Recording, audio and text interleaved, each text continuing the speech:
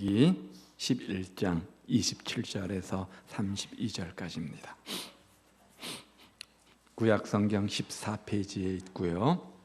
창세기 11장 27절에서 32절까지입니다. 한 절씩 교독하도록 하지요. 데라의 족보는 이러하니라. 데라는 아브람과 나홀과 하란을 낳고 하란은 롯을 낳았으며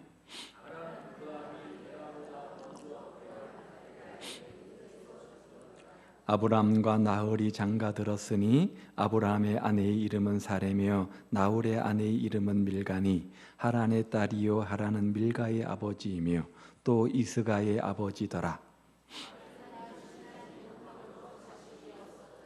데라가 그 아들 아브람과 하란의 아들인 그의 손자 롯과 그의 며느리 아브람의 아내 사레를 데리고 갈대아인의 우르를 떠나 가나안 땅으로 가고자 했더니 하란에 이르러 거기 거류하였으며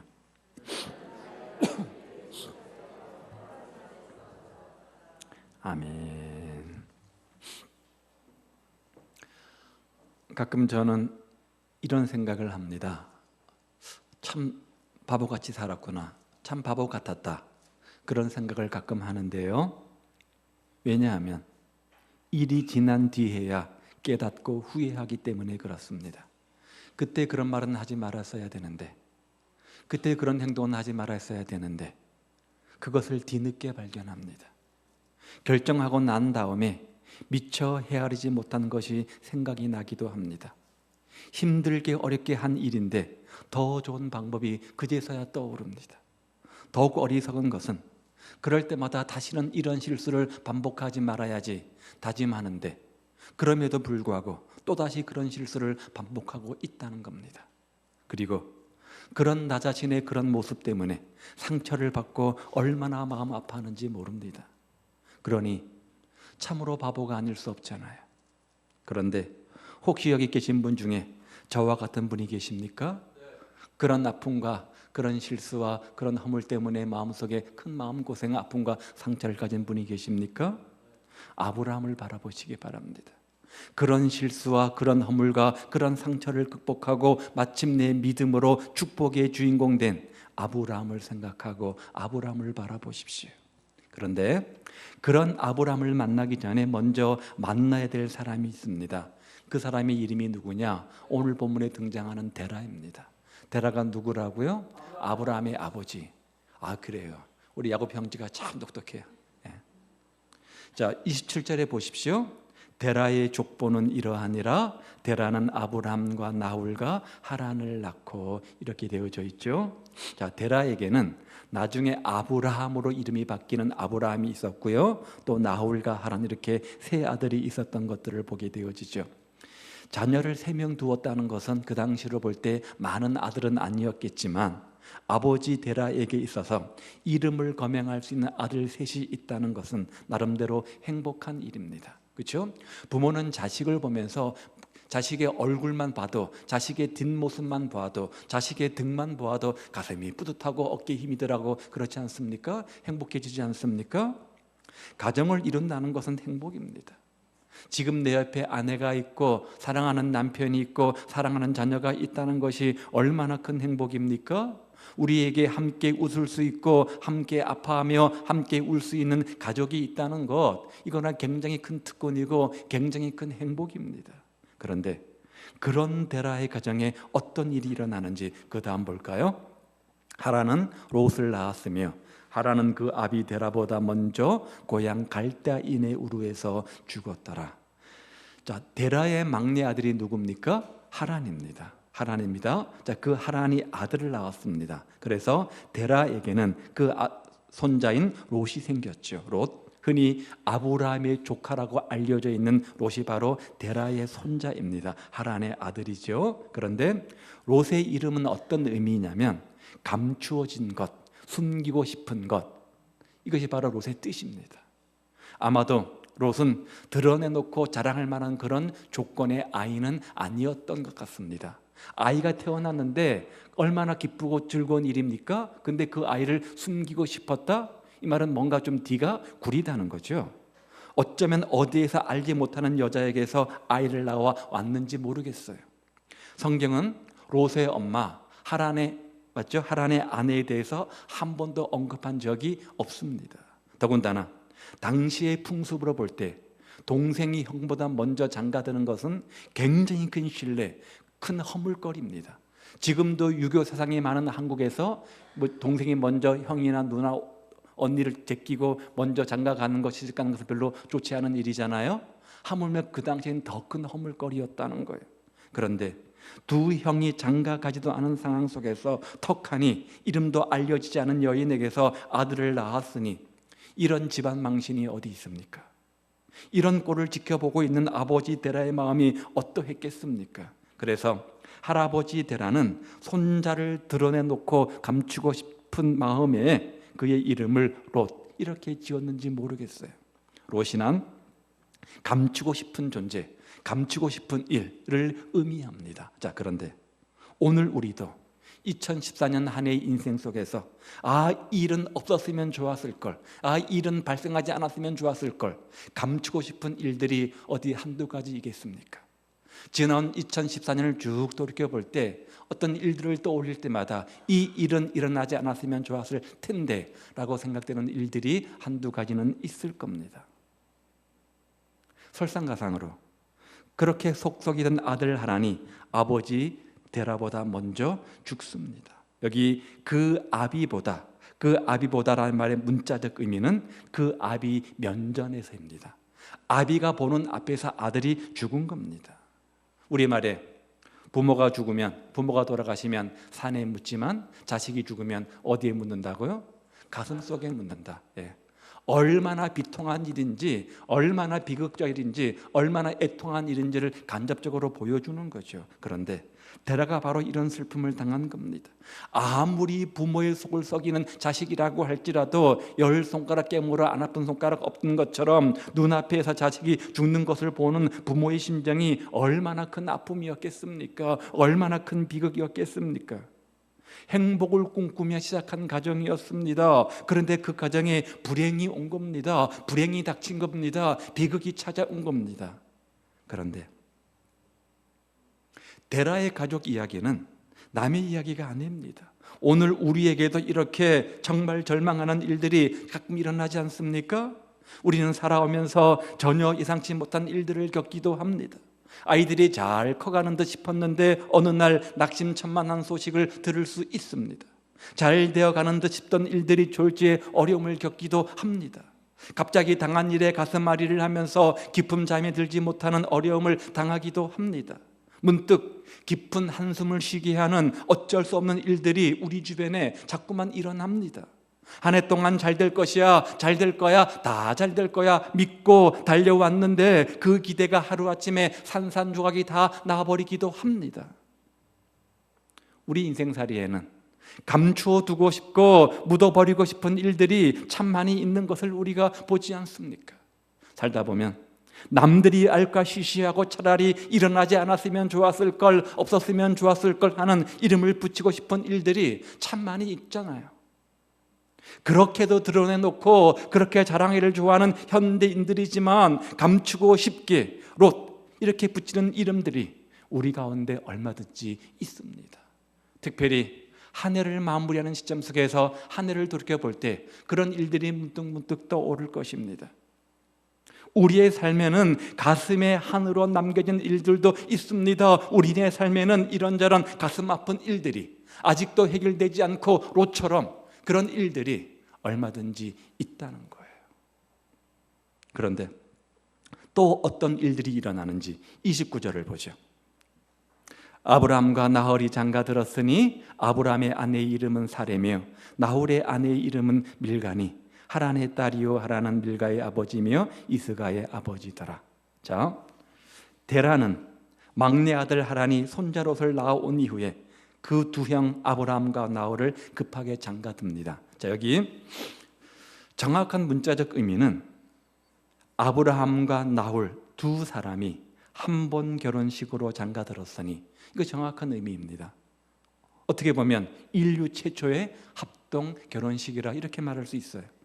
데라는 막내 아들 하란의 일을 빨리 덮으려고 하는 듯 급하게 위로 두 형을 한꺼번에 서둘러서 장가를 들였던 거죠. 자, 그래서 첫째 아들 아브라함의 아내 이름이 뭐라고요?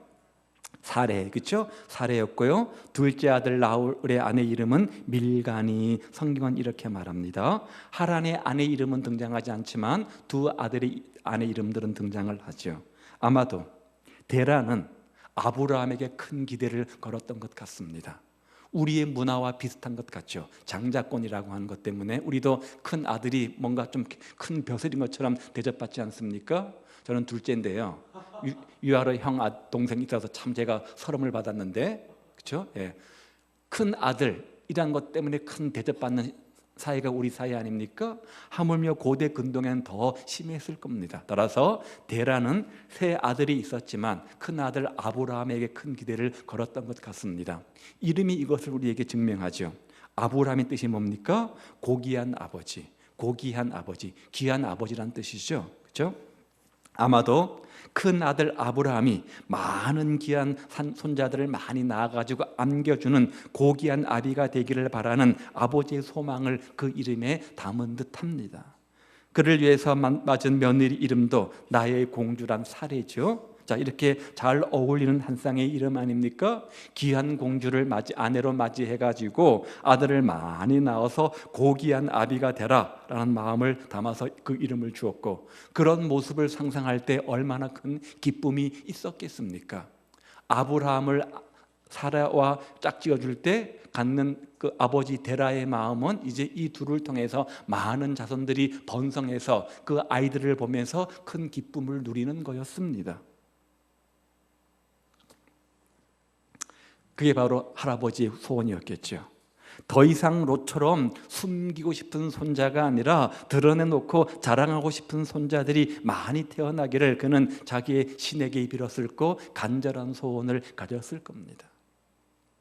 부모가 자식을 키우는 것보다도 할아버지 할머니가 자식을 키우는 것이 더 애틋하다고 하죠. 내리사랑이라고 아마 부모일 때는 먹고 사는 문제 때문에 제대로 정성과 사랑을 못 쏟았다면 그 마음들을 가지고 그 손주들에게 더 큰 사랑들을 쏟는 것을 보지 않습니까? 할아버지 데라도 똑같은 마음이었을 겁니다. 그런데 우리 역시 그런 기대를 가지고 있습니다. 지난 한 해를 시작하면서 많은 기대를 갖지 않았습니까? 새해에는 이전 해와 같지 않게 더욱더 건강해지고 자녀들이 일이 술술 풀려나가고 사업이 더욱더 번창하기를 기대하며 새해를 시작했을 겁니다. 자신이 영적으로 더욱 성장하기를 바라는 마음, 교회가 양적으로 질적으로 더욱더 성장하고 편안하고 든든히 서가기를 기대하면서 한 해를 시작하셨을 겁니다. 우리 모두는 새해가 되면 그런 기대를 갖지 않습니까?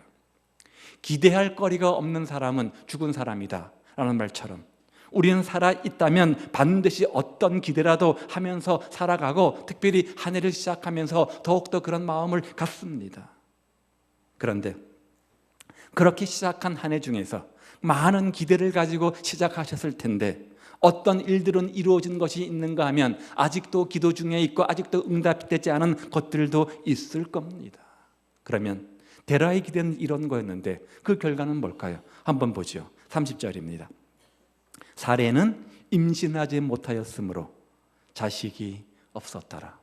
청천벽력의 소식 아닙니까? 큰 아들 아브라함에게서 태어날 손자를 기다리는 데라에게 들려온 소식이 뭐냐? 아브라함의 아내, 즉 며느리 사레가 아이를 낳을 수 없는 여인이라는 소식입니다. 그야말로 기대가 산산조각이 나는 순간이죠.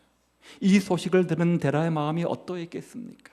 또 그런 시아버지의 마음을 아는 며느리 사레, 아이를 잉태할 수 없는 여인 사레의 마음은 또 얼마나 슬펐겠습니까? 더군다나 그 아버지와 아내 사이에서 정말 이러지도 못하고 저러지도 못하는 아브라의 마음은 또 어떠했겠습니까? 그 답답함이 오죽했겠습니까? 많은 무리의 아버지, 고귀한 아버지, 그 이름을 가진 아브라함에게 아무런 자식이 없다는 것은 큰 수치가 아닐 수 없습니다. 그야말로 이름값도 못하는 거죠. 더군다나 고대 근동 지방에서는 자식을 신의 선물로 생각했기 때문에 아이가 없다는 것은 신의 은총을 잃어버린 저주의 대상이나 다름이 없었습니다.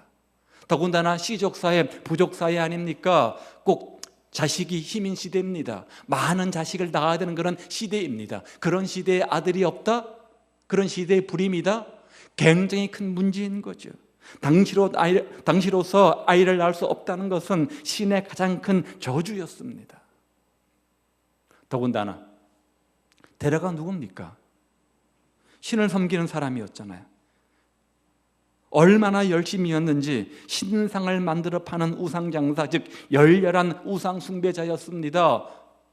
믿는 대상이 잘못되었지 그 열심만큼은 인정해 줘야 돼요.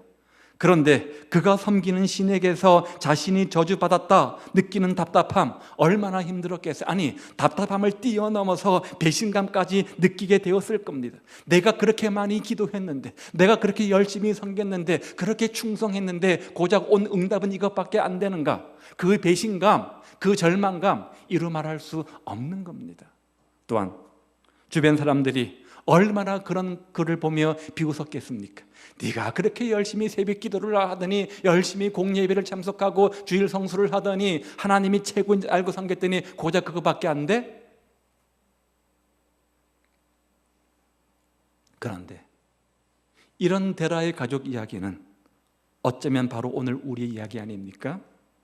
우리에게도 좌절하는 일들이 있습니다. 올 한 해를 살아오면서 사방으로 우겨쌈을 당하기도 하고 답답한 일을 당하기도 하지 않으셨습니까? 어찌하여 자꾸만 반복되는 일들이 있지 않았습니까? 좋은 일을 기대하고 시작했는데 이렇게 꼬여버릴 수 있을까 탄식하는 일들이 있지 않았습니까?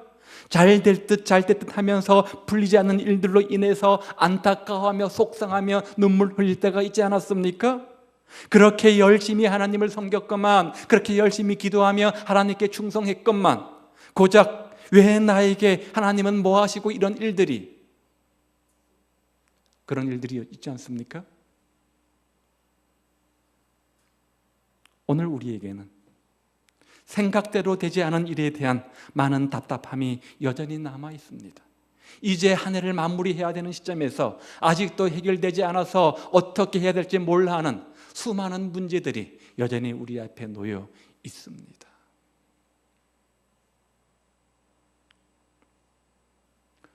지금까지 데라 인생 참 한많은 인생 아니겠어요, 그렇죠? 그런데 또 보십시오. 어떤 일이 일어나는지. 31절요. 하란에 이르러 거기 거류하였으며 데라는 나이가 205세가 되어 하란에서 죽었더라. 데라는 그동안 정든 곳, 그러나 많은 슬픔이 배어 있는 갈대아 우르를 떠나서 미지의 땅 가나안을 향해서 출발하게 됩니다. 당시의 갈대아 우르는 최고의 문명 중심지였고 가나안 땅은 어디인지 모르는 최고의 변방지대입니다. 그런데 데라는 자신도 알지 못하는 손길에 이끌려 마치 도망가듯이 등 떠밀려서 미지의 새로운 땅으로 가려고 했던 겁니다. 그 손길에 의지해서 가나안 땅을 향해서 떠나고 있는 거죠. 지나간 것 다 잊고 새 출발, 새 도전을 하는 겁니다. 일이 잘 안 될 때 우리가 취하는 일들은 뭡니까? 털어버리고 새롭게 출발하자. 새로운 다짐으로 머리도 깎고 하지 않습니까? 새로운 다짐을 가졌던 거죠. 이처럼 사람들은 늘 새로운 도전을 합니다. 늘 새로운 출발을 합니다. 늘 새로운 시작을 합니다. 특히 언제가 되면요? 새해가 되면 지금까지 다 이루었던 못 이뤘던 간에 덮어두고 새로운 시작, 새로운 도전, 새로운 출발을 합니다. 누구처럼? 오늘 본문의 데라처럼. 그래서 우리는 2014년을 시작하면서 많은 결심도 하셨을 것이고 많은 새로운 일에 도전도 하셨을 겁니다. 새해가 좋다는 게 뭐예요? 새 출발할 수 있다는 거잖아요. 여러분은 새해를 시작하시면서 어떤 계획을 세우시고 도전하셨습니까? 어떤 분은 합격이나 승진이라고 하는 목표에 도전하셨을 것이고요. 진학과 진로와 결혼과 다양한 문제들을 가지고 여러분들 기대하며 도전하시지 않으셨습니까? 가정에서, 직장에서, 사업에서 많은 새로운 계획들이 있으셨을 겁니다. 그런데 그 데라의 도전이 어떻게 끝나는지 한번 볼까요? 그 다음 전략. 없어요? 하란에 이르러 거기 거류하였으며 데라는 나이가 205세가 되어 하란에서 죽었더라. 데라의 여행은 목적지인 가나안 땅에 들어가지 못하고 하란이라는 곳에서 끝이 나고 맙니다. 그가 자라나고 지금까지 생활했던 우르에서 2500리 되는 먼 곳에 와서 멈추고 말았던 거죠. 그리고 그곳에서 파란만장한 인생을 마감하게 됩니다. 자, 지금까지 살펴본 데라의 인생은 행복한 인생입니까? 실패한 인생입니까? 실패한 인생처럼 보이지 않습니까? 이런 데라의 모습을 살피면서 이렇게 딱한 인생이 어디 있습니까? 이렇게 한많은 사람이 어디 있습니까? 그런데 이것이 아브라함의 아버지 데라의 인생이었고 데라의 삶이었습니다.